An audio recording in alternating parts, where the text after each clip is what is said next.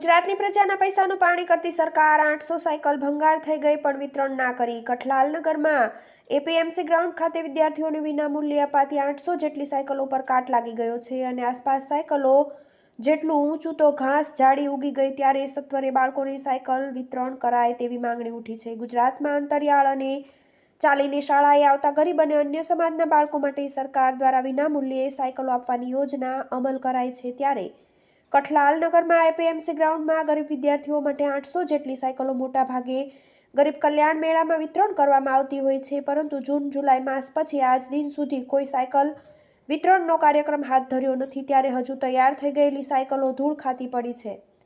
સાયકલોની આજુબાજુ જંગલી વનસ્પતિ ઉગી નીકળી છે। હજુ પણ સમયસર જરૂરિયાતમંદ બાળકો સુધી તૈયાર થઈ ગયેલી સાયકલોનું વિતરણ વહેલી તકે કરવામાં નહીં આવે તો કોઈ કામની રહેશે નહીં। 800 જેટલી પડી રહેલી સાયકલોનું ભાડાનું પણ ચૂકવણું કરવામાં આવે છે। દિવસમાં એપીએમસીની ઓફિસ કાર્યરત હોય છે, પરંતુ રાત્રે કોઈ વોચમેન છે કે પછી રામ ભરોસે સાયકલો પડી રહી છે તે પણ મોટો પ્રશ્ન છે। જે તે સમયે યુદ્ધના ધોરણે સાયકલો તૈયાર કરાઈ હતી, પરંતુ વિદ્યાર્થીઓ સુધી પહોંચી નહીં શકતા હાલ સરકારના રૂપિયાનું પાણી થતું સ્પષ્ટ દેખાઈ રહ્યું છે। TV 18 news, Kathlal.